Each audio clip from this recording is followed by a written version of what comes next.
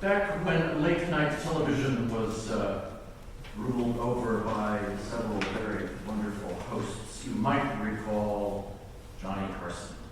Yeah, nobody could do it like Johnny Carson. Many, many wonderful stories of Johnny. I think part of his effectiveness and his charm was those facial expressions,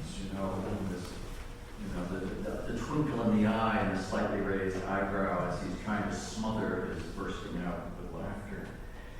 He had on one evening, I'm not quite sure how this all worked out, but an 8-year-old boy, this of course, it's taped earlier in the evening, so it wasn't 11:30 at night. It was an 8-year-old boy, as they were interviewing him from West Virginia.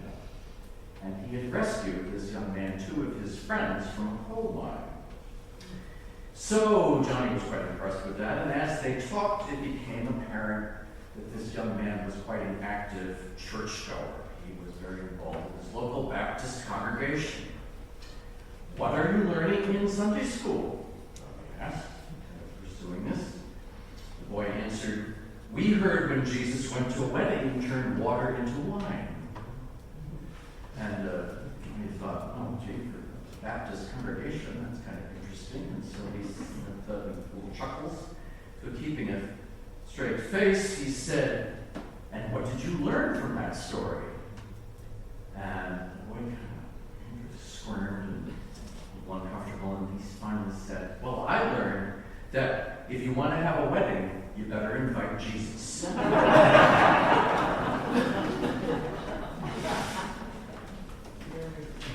And in that answer is a sermon, as a matter of fact, and that sermon is contained, that message is set forth in the miracle at Cana, the great wedding feast, the first sign, as John would put it in his gospel, of Jesus' divinity.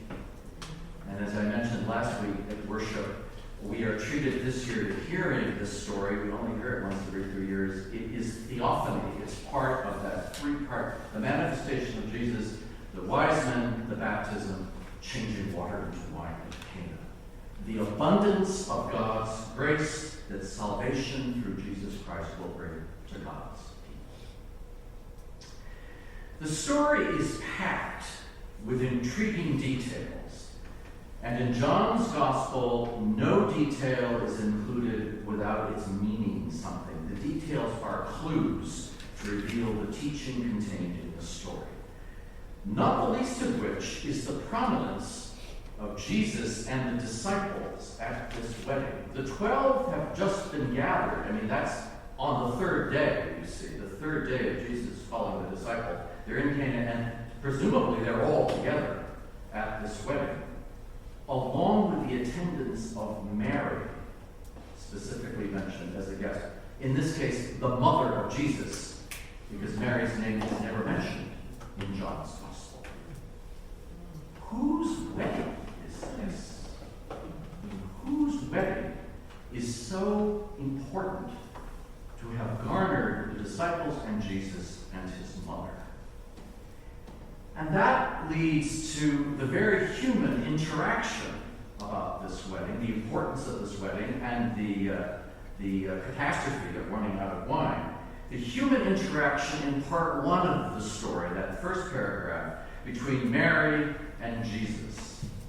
How does Mary know so soon in Jesus' ministry that he can do something about the lack of wine?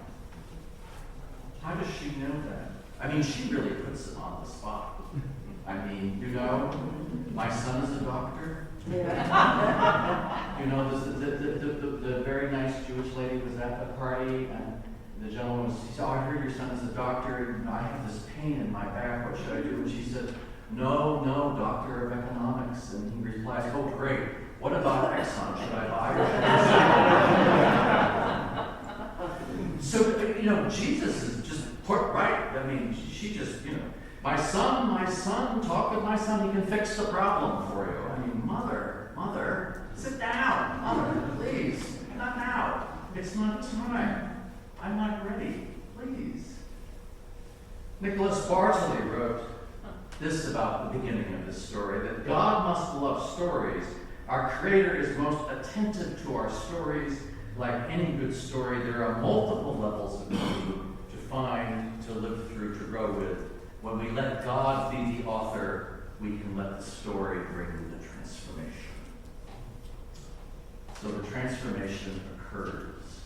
We move on to the miracle, which is emotionally, typical John, quite a bit flatter than the beginning with Mary and Jesus. Now we have Jesus in his kind of divine, grand style. Wine in antiquity, by the way, was not the heavily alcoholic and flavorful drink we have today. It was more of a yeasty kind of beverage, and it was not consumed without mixing with water. Wine was never consumed straight. It was used as kind of a purificator for water. We continue that custom at the Eucharist by adding a little bit of water to the wine. So water jars entering as a detail would make some sense that this water is the background for the miracle, except that the amount of water is staggering. It's staggering. I mean, it could be upwards of 200 gallons of water, more than you would ever need for ritual cleansing. And the 6 specified jars are there because wedding celebrations lasted about 7 days. See, it was a multi-day affair. So on the 7th day, you see, we will have the death of Jesus Christ. And on the 7th day, the wine has failed, but its restoration will be fulfilled. And the jars by themselves, which should be earthenware, are stone. Stone, heavy, cold stone. Difficult to move unless you turn them on their side and roll them like a rock sealing the entrance to a tomb. Thomas Truby writes, how do you make a stone jar? Do you carve it? And doesn't that take way too much time? Does that detail in John's story symbolize how long and how hard and how difficult it is to make our hearts clean for God if only what we're using is water? Of course, the water is no longer only water. Something has infused new molecules among the hydrogen and the oxygen. The taste and color of substance of wine has merged with the water, we might say, of baptism. What was perfectly clear and transparent is now vibrant with color, reddened into not just wine, not the cheapest wine, but the best above all, the wine worth waiting for, the endless wine of God's grace. The jars, as the story tells us, were filled to the brim. They overflowed as the drink was ladled out. The wine ran down the sides of the stone jars and fell to the ground. And there was plenty of wine and more left over. And the wedding feast was a great celebration. And Jesus did all of this, the first of his signs. And the only people who really knew what had happened were the servants.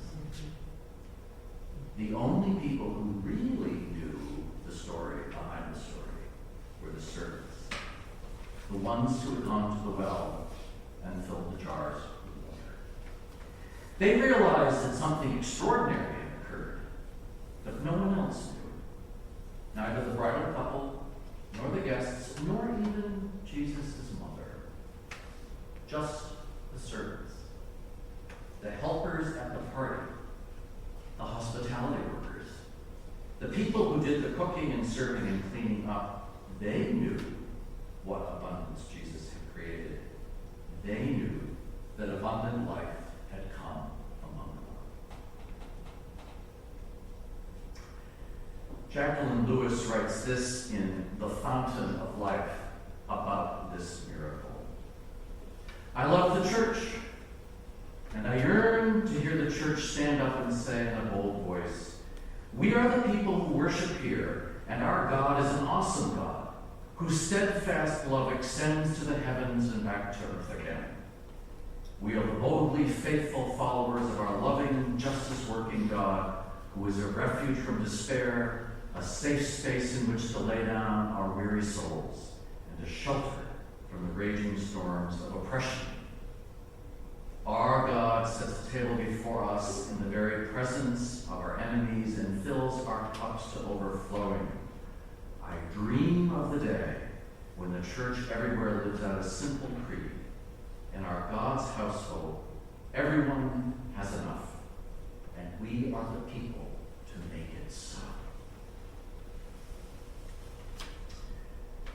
My sisters and brothers in Christ, we are the servants at that wedding feast. And it's very important to invite Jesus to that wedding feast, to be with us.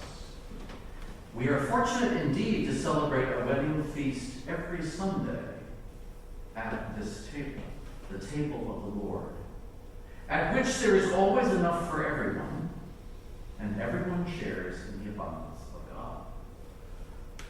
So may God's will be done for us. May justice roll down like righteousness on those mountains. May those stone jars overflow. May we, God's servants, be placed where we should be, so that impossible things may come to pass, that we may find strength in the journey and joy in the struggle, and all through because of the overflowing and abundant grace of God's love.